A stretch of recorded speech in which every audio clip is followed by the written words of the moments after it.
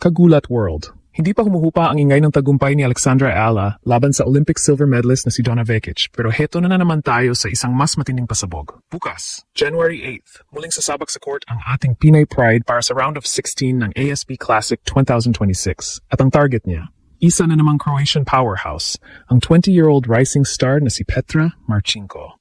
Mukhang itinadaan na ang pagkakataon dahil matapos pinaluhod ni Alex ang veterana ng Croatia, ngayon naman ay ang future ng Croatian tennis ang kanyang kailangang lampasan. Ito ay hindi lang basta laro, ito ay isang statement match na magpapatunay kung sino nga ba ang tunay na reyna ng bagong henerasyon sa WTA. Bakit ito dapat abangan ng buong mundo? Dahil si Petra Marcinko ay hindi basta-bastang rising star. Gaya ni Alex, siya ay dating Junior World No. 1 at Australian Open Junior Champion. Pero habang si Marcinko ay galing sa isang mahirap na 3-set thriller laban kay Camila Osorio, si Alex Ala naman ay bitbit ang momentum ng isang giant slayer matapos niyang burahin ang world-class experience ni Vekic.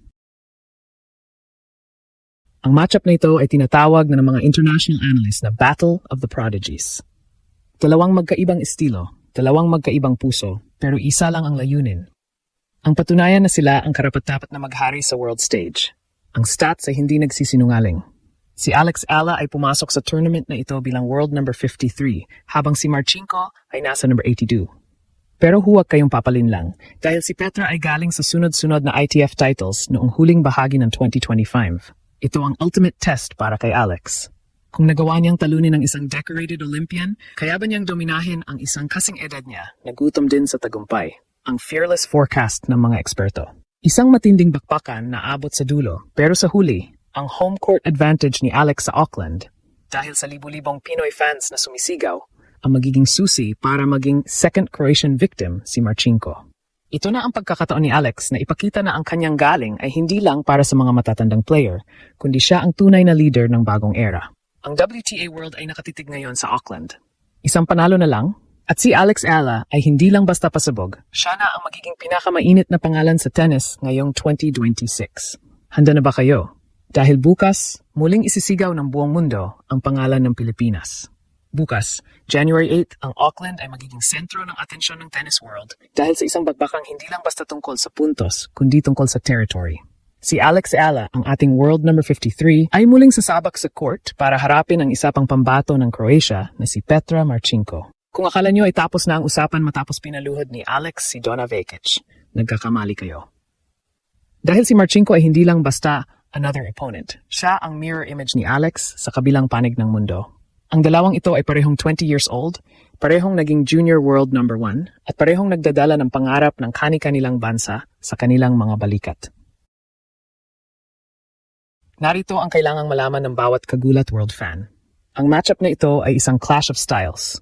Si Alex Ala, na seeded number 4 sa tournament na ito, ay bitbit ang kanyang agresibong lefty playstyle na naging bangungot ni Vekic. Sa kabilang banda, si Marcinko ay isang right-handed powerhouse na kilala sa kanyang never-say-die attitude. Katunayan, bago makarating sa round na ito, dumaan si Marcinko sa isang butas ng karayom laban kay Camila Osorio kung saan nanalo siya sa isang dikit na third-set tiebreak, 6-6. Ibig sabihin, ang Croatian rising star ay gutom at handang makipagpukpukan hanggang dulo. Pero heto ang stats na dapat nating tutukan. Si Alex ay mas mataas ang first serve percentage sa tournament na ito. 58% Dollard versus 52% ni Petra, at mas kaunti ang double faults. Sa isang laro kung saan bawat point ay mahalaga, ang disiplina ni Alex sa serve ang magiging X-factor. Ano nga ba ang koneksyon ni Marcinko kay Vekic? Bukod sa pareho silang Croatian, si Petra ang itinuturing na tagapagmana ng trono ni Donna Vekic sa Croatia. Ang pagkatalo ni Vekic kay Alex ay isang malaking sampal sa tennis community ng Croatia, kaya asahan nating papasok si Marcinko sa court na may dalang vengeance. Gusto niyang bawiin ang dangal ng kanilang bansa na kinuha ng ating Pinay Pride. Pero dito papasok ang Alex Ala edge. Matapos ang kanyang epic comeback laban kay Vekic, si Alex ay hindi lang pisikal na handa, kundi mentally unbreakable. Ang pagdaan niya sa medical timeout at ang pagbabalik ng mas malakas ay nagpapakita na ang kanyang conditioning ngayong 2026 ay nasa elite level na. Sa ating match preview, makikita natin na si Alex ay may bentahe pagdating sa momentum. Ang crowd sa Manuka Dr. Arena ay napatunayan ng maging sixth man ni Alex. Ang bawat sigaw ng mga Pinoy sa Auckland ay tila nagbibigay ng extra power sa kanyang mga forehand winners. Si Marcinko, bagamat sanay sa pressure, ay hindi pa nakakaranas ng ganitong klaseng hostile but loving environment na dala ng mga Filipino fans. Ang tactically, kailangan gamitin ni Alex ang kanyang lefty slice para ilayo ang bola sa matinding backhand ni Petra. Kung magagawa ito ni Alex, mawawala ng balanse ang Croatian at dito na magsisimulang gumuho ang laro ni Marchenko. Ang ating fearless forecast, hindi lang mananalo si Alex, dominasyon ang ating makikita. Sa taglay na kumpiyansa mula sa pagpapatumba ng isang Olympic medalist, hindi hayaan ni Ala na makaporma ang kasing edad niyang si Marchenko. Asahan natin ang isang straight sets victory para sa ating pambato. Ang kasaysayan ay maulit sa Auckland. Si Petra Marchenko ang magiging pangalawang Croatian na biktima ni Alex Ala sa loob lamang ng 3 araw. Ang buong WTA ay muling magugulat dahil ang reyna ng Pilipinas ay hindi pa tapos sa kanyang pananalasa. Kung akala ng marami na walk in the park na lang ang susunod na laro ni Alex Ala matapos niyang patumbahin ang isang Olympic silver medalist, diyan kayo nagkakamali. Dahil ang tadhana, tila nakikipaglaro sa ating Pinay Pride. Bukas, January 8 sa ikalawang round ng ASB Classic 2026. Kailangang lampasan ni Alex ang isa pang Croatian wall sa katauhan ni Petra Marchenko. Pero heto ang twist. Kung si Donna Vekic ang simbolo ng karanasan, si Marchenko naman ang simbolo ng kinabukasan. At sa tennis, minsan ay mas mahirap talunin ang isang gutom na rising star kaysa sa isang veteran na marami nang napatunayan. Suriin natin ang mga numero. Si Alex Ala ay kasalukuyang nasa World Norm 53, habang si Petra Marchenko ay humihinga sa kanyang league sa World Norm 80 Duke. Ang dalawang ito ay hindi lang magkaedad, parehong 20 years old, kundi parehong may Junior Grand Slam champion pedigree. Si Alex ay nagreyna sa US Open Juniors, habang si Petra naman ay naging kampeon sa Australian Open Juniors. Ibig sabihin, alam nila kung paano manalo sa malalaking entablado. Ang laban na ito ay hindi lang tungkol sa ranking points. Ito ay isang psychological warfare. Para kay Petra, ang talunin si Alex ay paraan para bawiin ang dangal ng Croatia na kinuha ni Ala mula kay Vekic. Para naman kay Alex, ito ang pagkakataon para patunayan na siya na ang undisputed queen ng bagong henerasyon.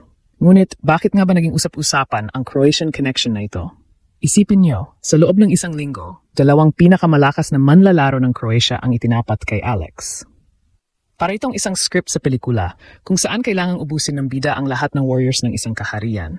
Si Marchenko ay galing sa isang insane victory laban kay Camila Osorio kung saan ipinakita niya ang kanyang tibay sa third set tiebreak. Pero ang bentahe ni Alex?